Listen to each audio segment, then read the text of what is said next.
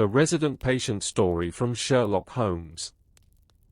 When I look back over the somewhat scattered notes I have written in order to illustrate Sherlock Holmes's extraordinary mental abilities, I cannot help but realize how difficult it is to select examples that truly serve this purpose. In many of these cases, Holmes rose to such heights in reasoning and deduction, and demonstrated the value of his unique investigative methods so brilliantly, that the incidents themselves seemed quite ordinary and dull by comparison. In such situations, there was little left that would be worth presenting to the reader. On the other hand, there were cases in which the events themselves were of great importance and magnitude, yet Holmes's role in uncovering their causes was not, from my standpoint as his chronicler, as prominent as I would have wished. The minor affair I recorded under the title, The Red File, as well as my account of the disappearance of Gloria Scott, are good examples of how historians often find themselves confronted with a double-edged sword. Although it might be said that my friend's role in the matter I am about to relate was not sufficiently emphasized, the course of events is so intriguing that I cannot bring myself to withhold it from publication. It was a rainy October day. Our curtains were drawn halfway, and Holmes lay curled upon the sofa, repeatedly reading a letter that had arrived with the morning post. Thanks to my service in India, I had grown accustomed to heat, and a temperature of 32 degrees did not seem excessive to me. That morning, there was nothing in the newspaper that caught my interest. It mentioned that Parliament had reconvened. Everyone who could afford it had left the city. As for me, though I longed for the open glades of the New Forest and the beaches of Southsea, my bank account was empty, and I was in no position to travel anywhere. Holmes, meanwhile, had no interest in countryside or sea. His sole desire was to sit in this city of 5 million people, with his faculties alert, and bring unsolved cases to resolution. He possessed not the slightest trace of love for nature. When he did lift his head from the crimes and criminals of the city, the only thing he did was to correspond with his brother in the countryside. I cannot recall the exact date, for some of my notes concerning this affair have been lost, but I believe it must have been toward the end of our first year together in Baker Street. The weather was stormy, and neither of us had left the house all day. I feared that the fierce autumn wind might affect my health, while Holmes was absorbed in certain obscure chemical experiments into which he had sunk more deeply than ever. Toward evening, however, a broken test tube brought his research to an untimely end, and with that impatient expression and furrowed brow of his, he rose from his chair. "A day's work ruined, Watson," he said, walking toward the window. "Look at that. The stars are finally beginning to show, and the wind has calmed. What do you say to a little stroll through the streets of London?" Having grown weary of sitting indoors, I readily agreed. For 3 hours we walked through Fleet Street and the Strand, observing the fading flowers and the flow of people in the streets. His ability to notice every detail and explain the conclusions he drew from them fascinated me. When we returned to Baker Street, it was past 10. A carriage was waiting at our door. It appears our visitor is a doctor. "A general practitioner," said Holmes. "Not long in practice, but doing well. He has come to consult us. We are fortunate to have returned." Being familiar with Holmes's methods, it was not difficult for me to understand that he had drawn these conclusions from the medical instruments hanging in the basket on the side of the carriage. The light filtering from our window also indicated that the owner of the carriage had come to visit us. Curious as to why a colleague would call at such an hour, I followed Holmes inside. A man with a pointed chin, pale face, and straw-colored mustache rose from his seat by the fireplace as we entered. He could not have been more than 33 or 34, yet his pale and unhappy expression suggested a life of hardship and premature aging. His manner was tense, like that of a sensitive gentleman. His delicate white hand resembled that of an artist rather than a surgeon. He leaned against the mantelpiece and appeared shy. His attire was sober and plain, dark trousers and a black coat, with only his tie providing a touch of color. Holmes, in his usual genial manner, said, "Good evening, Doctor. Fortunately, we have kept you waiting only a few minutes. You must have spoken with the cabman." "No, I inferred it from the candle burning on the table." "Pray do not remain standing. How can I assist you?" "My name is Dr. Percy Trevelyan," said the man. "I reside at 403 Brook Street. Are you not the author of the paper on obscure nervous lesions?" I asked. The recognition brought a flush to his cheeks. "I had almost begun to think the work forgotten," he said. The publisher's sales figures were not encouraging. "I believe you are a doctor as well." "I am a retired army surgeon. Neurological disorders have always been my chief interest. I had hoped to specialize in that field, but circumstances did not permit it. However, that is not our concern at present. I know how valuable your time is, Mr. Sherlock Holmes. The matter is this: a series of strange events has occurred in my house in Brook Street. Tonight matters have taken such a turn that I could not wait even an extra hour before seeking your advice." Sherlock Holmes sat down and lit his pipe. "We shall both be glad to hear you," he said. "Pray describe the situation in full detail." "Some of the incidents are trivial," said Dr. Trevelyan.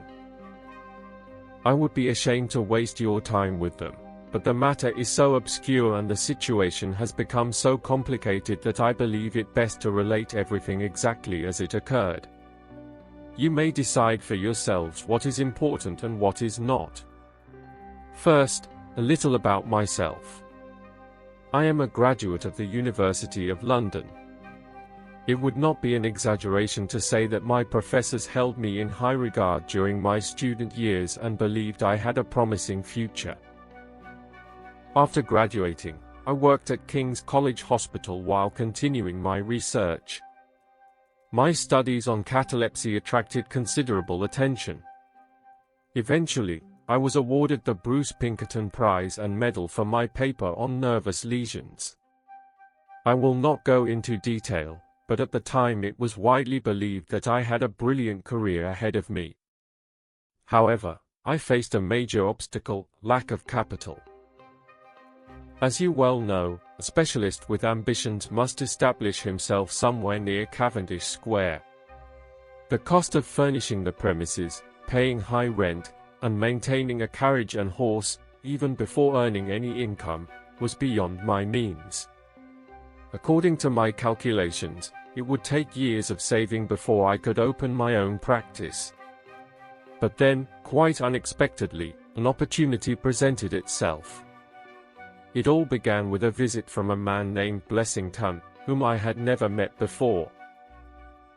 One morning he entered my room and came straight to the point. "Are you Percy Trevelyan, the man who won the great prize?" he asked. I bowed in acknowledgement. "Be honest with me," he continued. "It will be to our mutual advantage. You are clearly an intelligent man. But are you also prudent?" I could not help but smile at such a sudden question. "I have enough prudence for myself," I replied. "Do you have any bad habits? Are you given to drink?" "What has that to do with anything, sir?" I exclaimed. Never mind, never mind. I must ask, with all your qualifications, why have you not opened a practice of your own?" I shrugged instead of answering. "Come now," he said impatiently. "It's always the same story. Your head is full, but your pockets are empty, is that not so? What would you say if I offered to set you up in Brook Street? I stared at him in astonishment. "I am no fairy godmother," he cried. "I do this for myself. I shall speak plainly and make you an offer. I have a few £1,000, and I wish to invest it in you." But why?" I stammered. "It is an investment like any other, only less risky." "And what would I have to do?" "Simple. I shall cover all expenses, rent, furnishing, servants, everything. You will sit in your consulting room and practice. I will supply all necessary equipment and even give you a stipend. In return, I take 3/4 of your earnings. The remaining quarter is yours." Blessington's proposal was certainly unusual. I will not burden you with the details of our negotiations. By the next Lady Day, I had accepted his terms and moved into my practice. Blessington himself took up residence in the same house as a live-in patient. He appeared to have a weak heart and required constant supervision. He occupied 2 of the best rooms on the first floor, one as a sitting room and the other as a bedroom. He was a man of peculiar habits, unsociable, and rarely went out. His life was irregular, except in one respect. Every evening at the same hour he would come to the consulting room, examine the records, count the money, and after leaving me my quarter, take the rest to the safe in his room. I can safely say that his investment, as he had predicted, proved highly profitable. Thanks to several important cases and the reputation I had gained at the hospital, the practice flourished, and in recent years he became quite wealthy. That, then, is my relationship with Mr. Blessington. Now I shall explain what brought me here tonight. About 2 weeks ago, Mr. Blessington came to me in a state of great agitation. He spoke of a burglary in the West End and insisted that we must immediately strengthen our doors and windows. In my opinion, he was unnecessarily alarmed. For a week he remained restless, constantly looking out of the window, abandoning his customary pre-dinner walks. From his behavior, I could tell he was mortally afraid of something or someone, but whenever I tried to discuss the matter, he would shout at me, forcing me to drop the subject. Gradually his fears subsided, and he returned to his usual habits, until a recent incident unsettled him once more.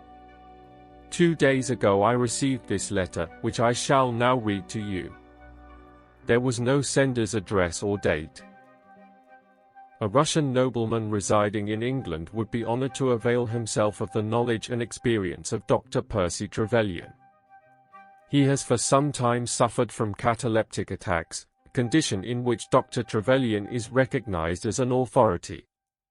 If convenient, he will call upon you tomorrow evening at 6:15.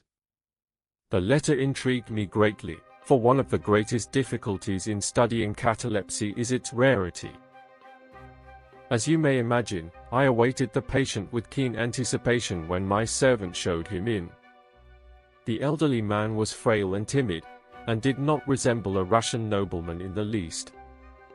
However, what truly struck me was the appearance of his companion, a tall, handsome young man with a stern expression and the build of Hercules.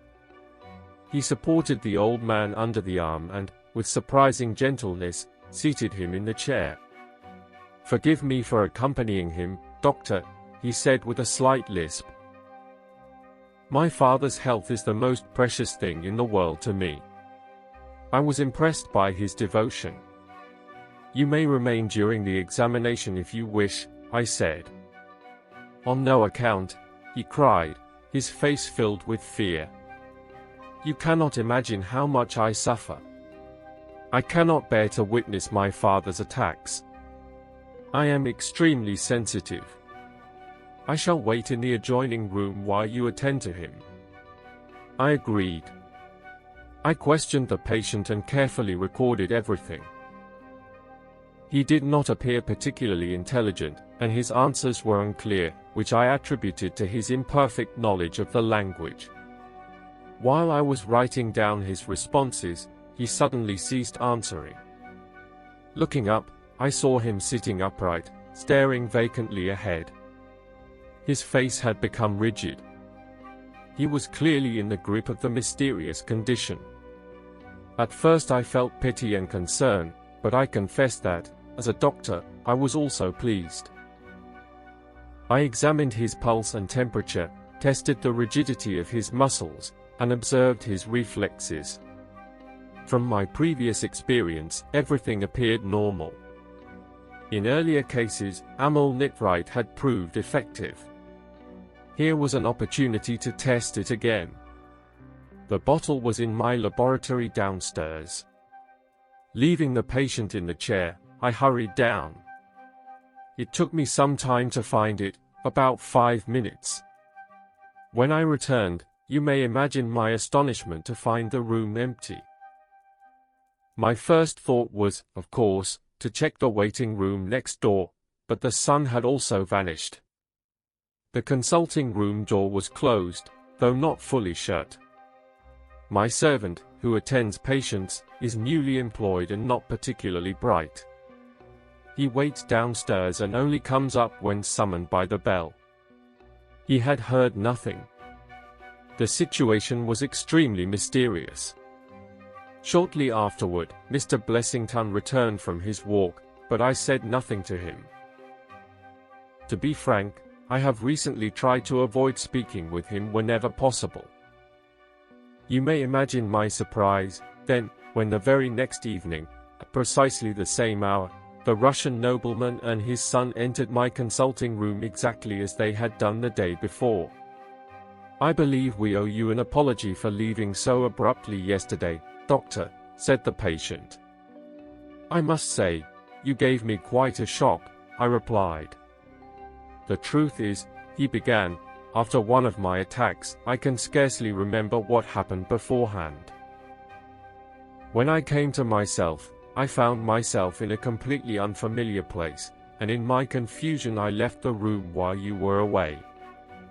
His son added, "And when I saw my father leaving the consulting room, I assumed your business was finished.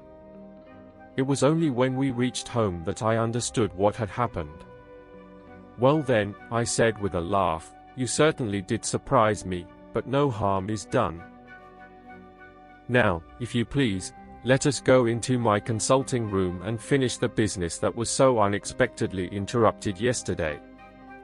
For half an hour or a little longer I questioned the man about the symptoms of his illness, then I wrote out a prescription, and after that he left, leaning on his son's arm. I told you that Mr. Blessington usually went out walking at that hour every evening. Shortly after the men had gone, Mr. Blessington returned from his walk, and no sooner had he come upstairs than he rushed down again and burst into my consulting room. He was in a state of panic, quite beside himself. "Who has been in my room?" he shouted. "No one," I said. "You are lying," he cried. "Come and see for yourself."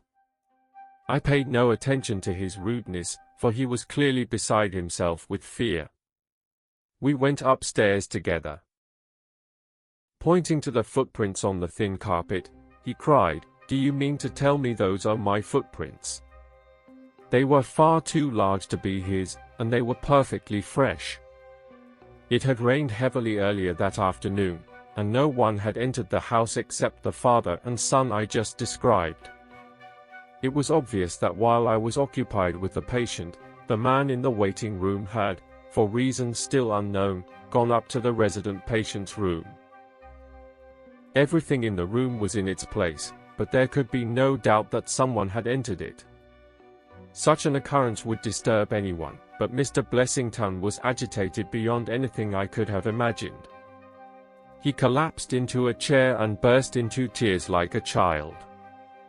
He said almost nothing, merely wept and sobbed.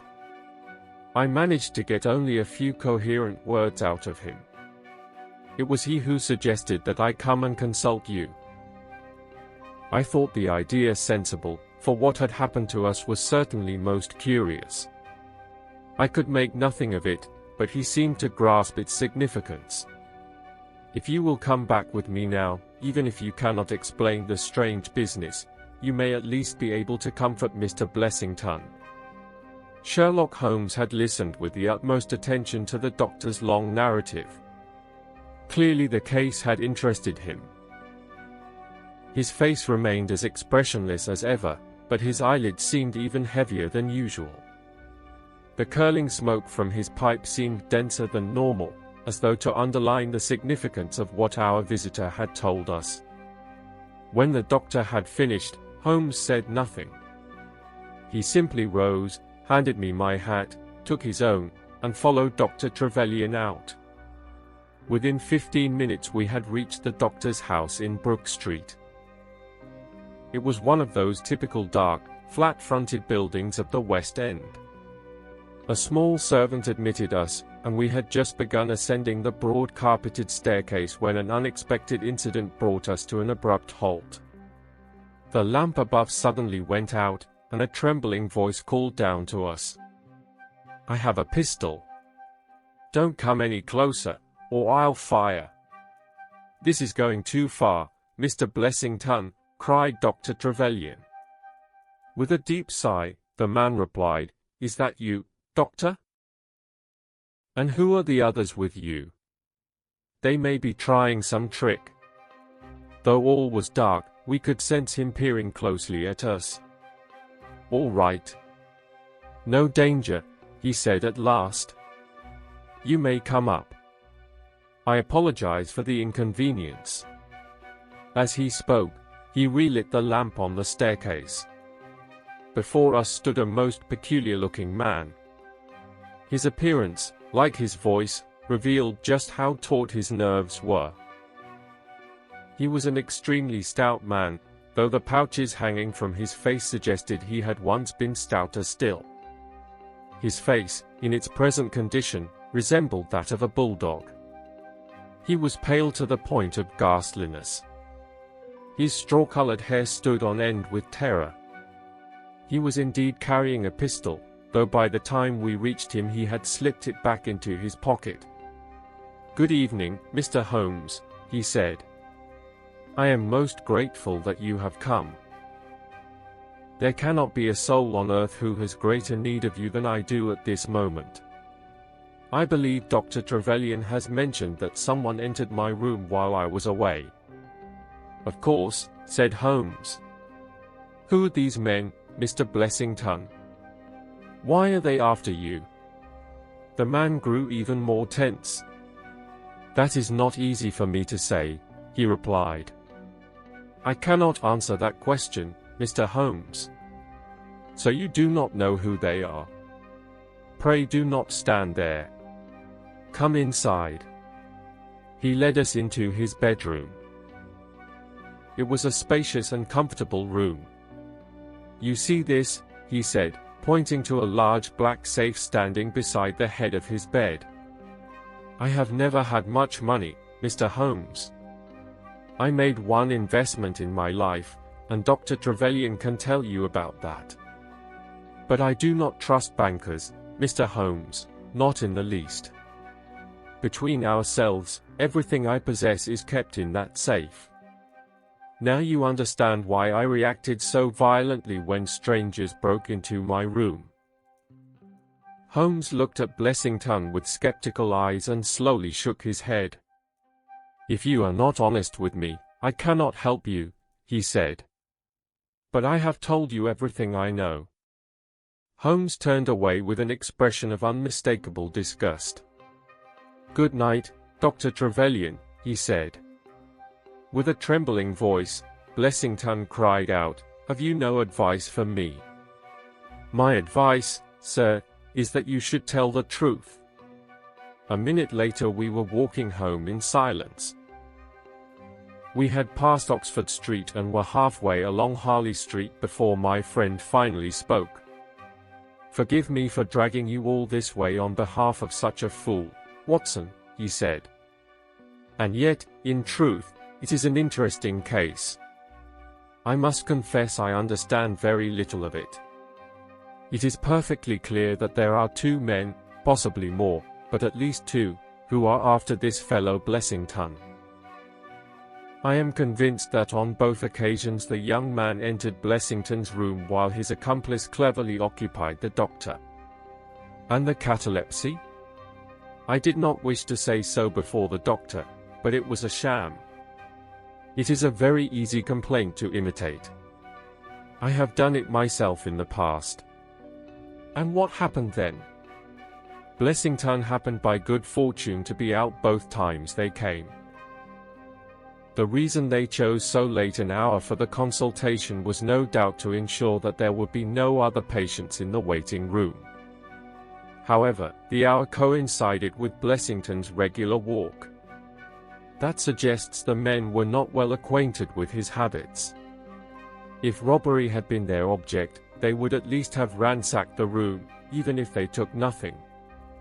Besides, there was mortal fear in Blessington's eyes.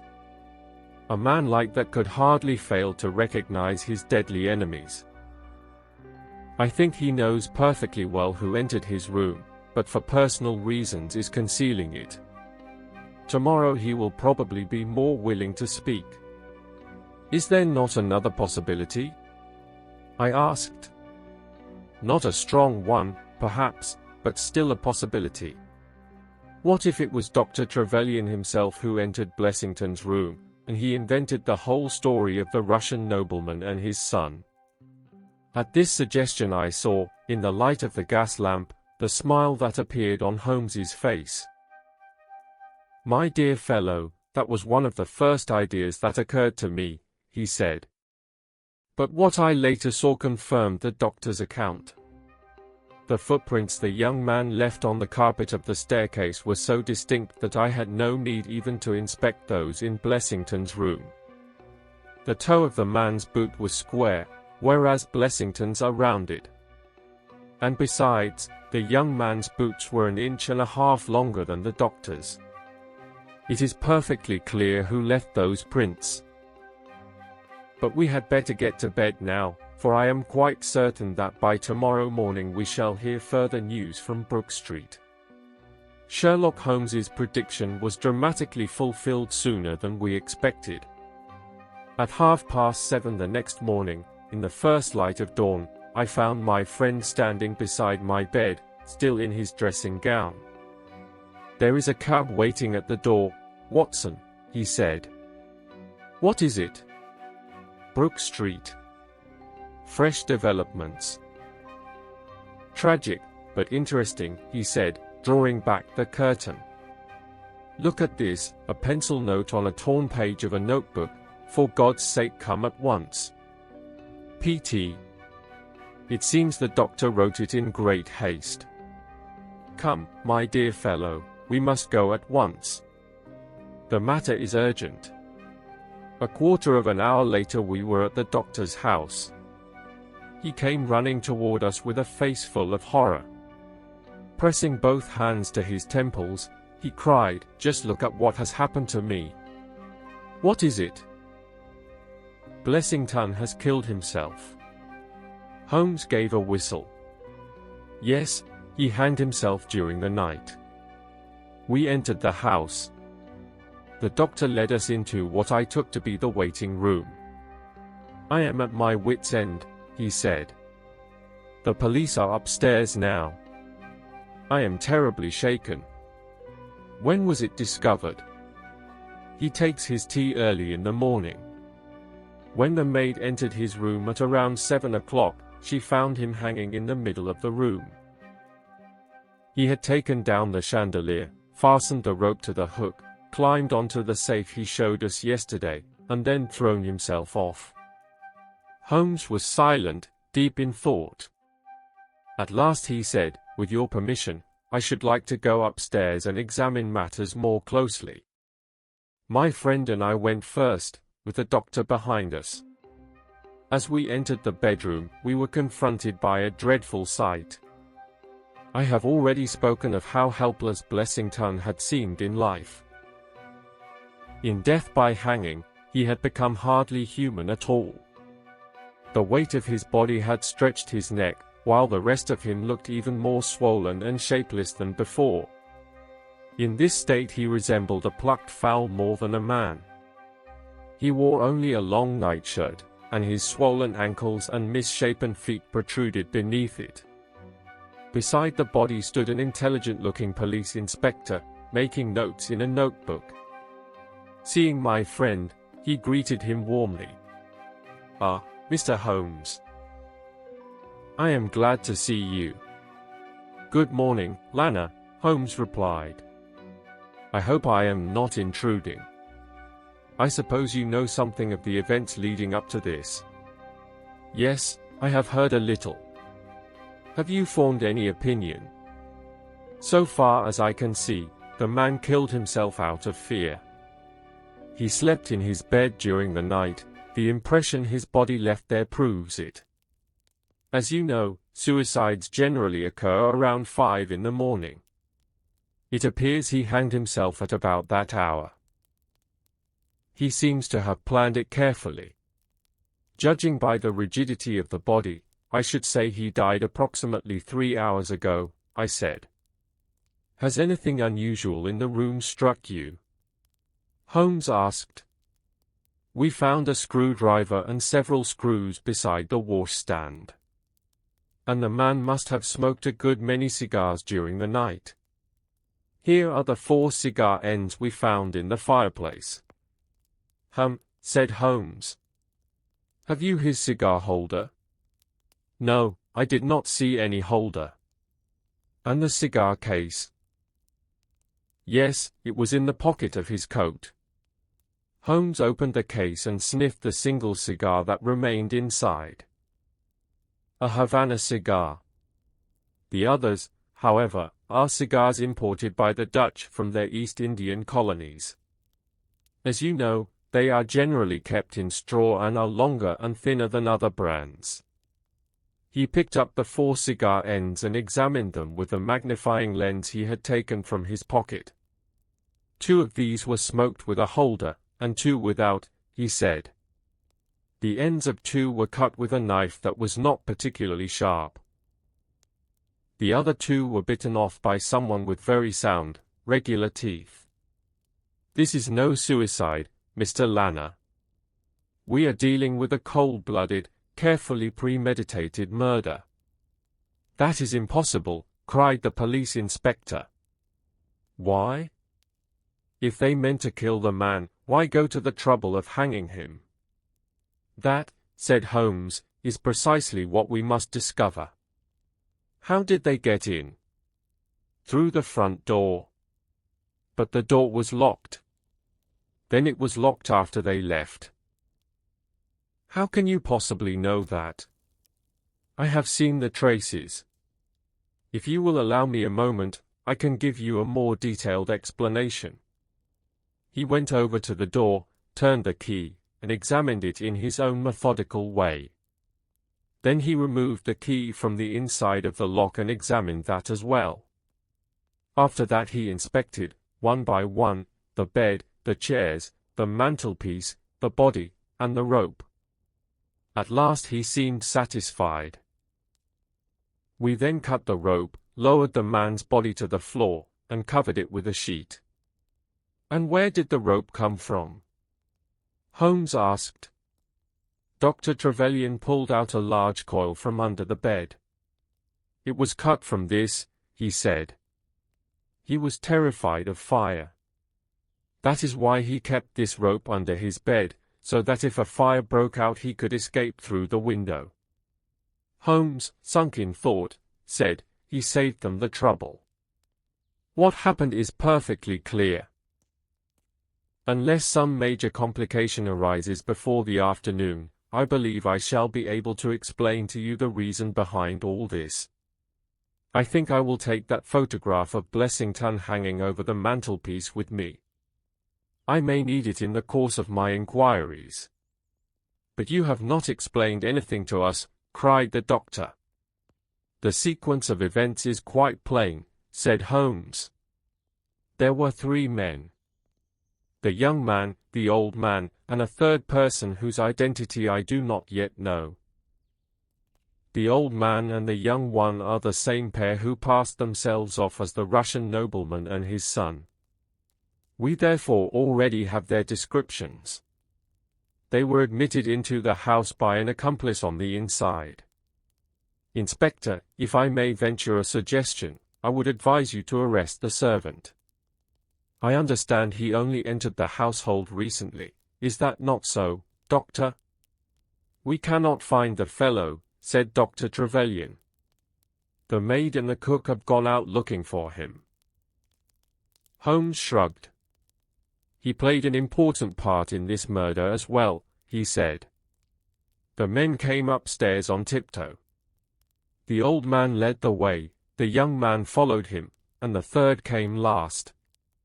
Come now, Holmes, I broke in. The overlapping footprints make the order of movement perfectly plain. Since I had already established last night which footprint belonged to whom, the matter was naturally easier for me. They then proceeded to Mr. Blessington's room. The door was locked, but they opened it by means of a wire. The marks of tampering here are visible even to the naked eye. There, you can see where they worked it.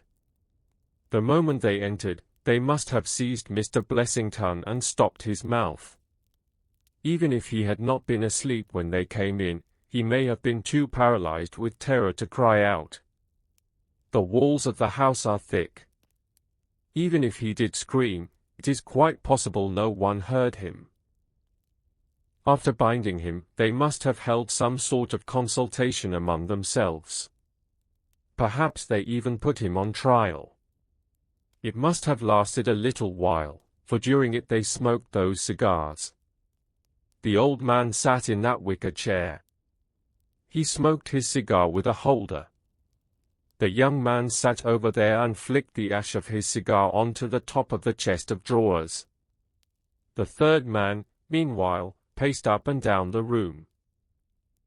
As for Blessington, he was probably sitting on the bed, though of that I cannot be completely certain. At the end of it, they hanged him. Since they had thought everything out beforehand, they had brought with them some kind of pulley or block through which they intended to pass the rope. Those screws and that screwdriver were meant to secure it in place. But when they saw that there was already a hook in the ceiling, they saw no point in going to unnecessary trouble. Once the deed was done, they left, and their accomplice locked the door behind them. We listened in complete attention to the story Holmes reconstructed from the merest scraps of evidence. The traces themselves were so faint that even after Holmes pointed them out, we could barely make them out, and we could only with difficulty follow how he had arrived at his conclusions. Once Holmes had finished speaking, the inspector set off at once in pursuit of the missing servant, while we returned to Baker Street for breakfast. When breakfast was over, Holmes said, "I shall be back by 3 o'clock. The inspector and the doctor are to come then as well. I hope that before they arrive I shall have cleared up the few remaining details of the case that are still obscure." Our visitors arrived at the appointed hour, but Holmes did not return until 3:45. The expression on his face told me at once that everything had gone well. "Any news, Inspector?" "We found the servant, sir." "Excellent. I have found the men as well." All three of us cried out at once, "You found the men?" "At least I have identified them. You already know both this so-called Blessington and the men who killed him perfectly well. Their names are Biddle, Hayward, and Moffat." "The Worthington Bank gang," exclaimed the inspector. "The very same," said Holmes. "Then Blessington was really Sutton." "Precisely," said Holmes. "Well, now everything is clear," said the inspector.